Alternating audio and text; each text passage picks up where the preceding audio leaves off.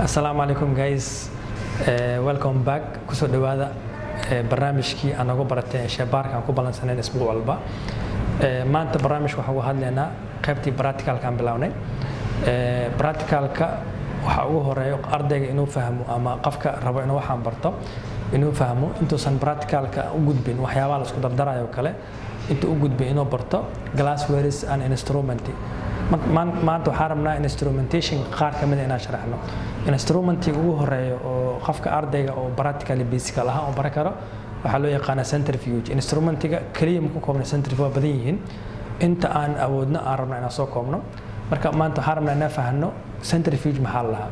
Centrifuge waxaa la instrumentation-ka loo isticmaalo in wax alla wax aad u baahan tahay inaad kala degsatid. haddaad rabtid inaad kala degsatid aad u isticmaalaysaa. maxaan kala dejinaa marka haddaad u baahan tahay inaad urine aad kala samaysid inaad kala dejisid kala saartid. haddaad u baahan tahay dhiig inaad kala saartid oo serum iyo other substance u kala saartid ama plasma other substance u kala saartid aad isticmaalaysaa centrifuge. marka centrifuge-ku muxuu leeyahay? Centrifuge-ka noocyo fara badan uu leeyahay. noocyadiisu waa kala duwan yihiin. marka brandigan maanta ku brandkeynayna brandigan waxa waaye old centrifuge loo yaqaan. old centrifuge waa hadda waxa imaadeen new modern centrifuge ka imaadeen oo hadda aad loo isticmaalo.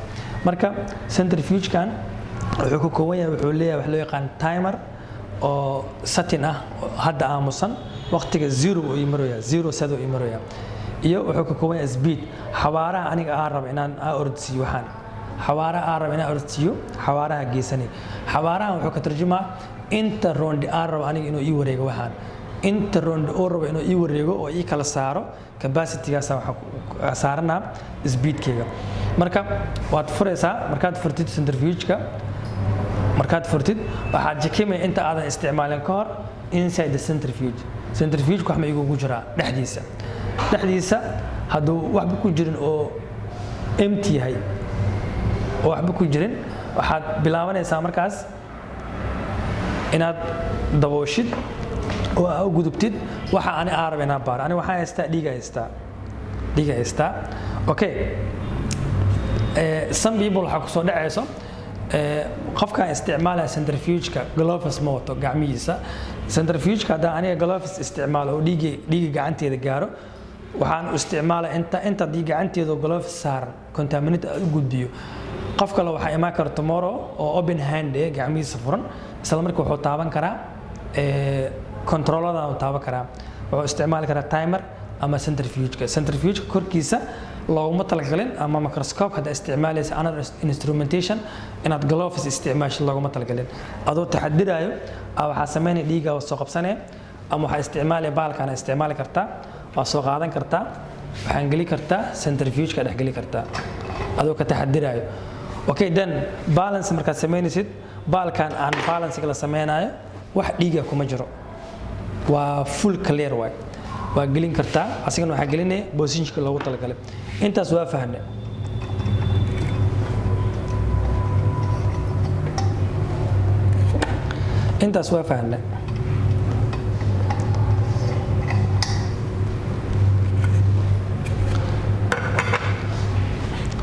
Okay, fine. inta waa fahanay. Okay, centrifuge-ku wuxuu noo dhameeyay wareegii rotation-ka waa noo dhameeyay. hadda waxaan fiirinaynaa wixii oo noo soo saaray centrifuge-ka.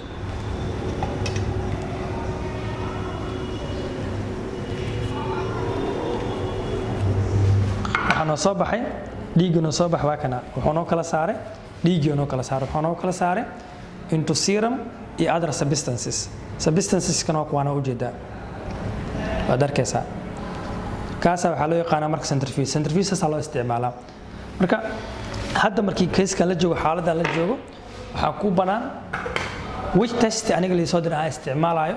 testiga marka ugu gudbiratid markaas waxaa sameynay gloves inaad gashatid oo microbibit aad soo qaadatid testigaaga aad transfer u samaysid kadib microbibit-ki iyo gacanta midig ma ku xiraysid magaciisii gloves kuma xiranaysid. gacanta bidix waxa ku xiranaysaa gloves gacanta bidix waxa gashanaysaa gloves kadib waxa qaadanaysaa dhiigaaga kadib waa furay mar alla markaa furtid waxa qaadanaysaa microbibit-ka lama rabo gacan gloves ku xiran ku qabatid ileen waxa imaan kara person oo gacantiisa furan waxa ilaalinaynaa person protective hygiene ilaalinayna person protective hygiene hadii la ilaalin qofka nabadgelyadiisa daadan ilaalinin waxaa dhacaysa contamination oo ka dhex qaado inside the laboratory marka intaan waxa uu gudbaynaa how to use centrifuge waxaan idinka codsanaynaa marka maadaama barnaamijkeena barnaamij oo cusub oo yahay oo YouTube channelkeena inaad dhiirigelisaan oo aad mar walba nagu dhiirigelisaan inaad subscribe dhahdaan si aan fiidiyoyaalka si fara badan aan idinku soo duubno anoo practical sameynayno waad dareemi kartaa kharashaadka ku baxaya practicalka marka subscribe noo dheh commentiga noogu reeb mawduuca isleeda waan anfacaa iyo la wadaag asxaabtaada haddaad sheergaray kartid waa mahadsantihiin thank you salaamu calaykum wixii faahfaahin dheeri ah waxaa nagala soo xiriiri kartaan iimayladeena idinkaga muuqdo shaashadaha whatsapp numberkeena youtube channelkeena haddaad u baahan tahay video noocan oo kale in lagu duubo waxaa kala soo xiriiri kartaa Gogolding Media Production Company waa mahadsantihiin thank you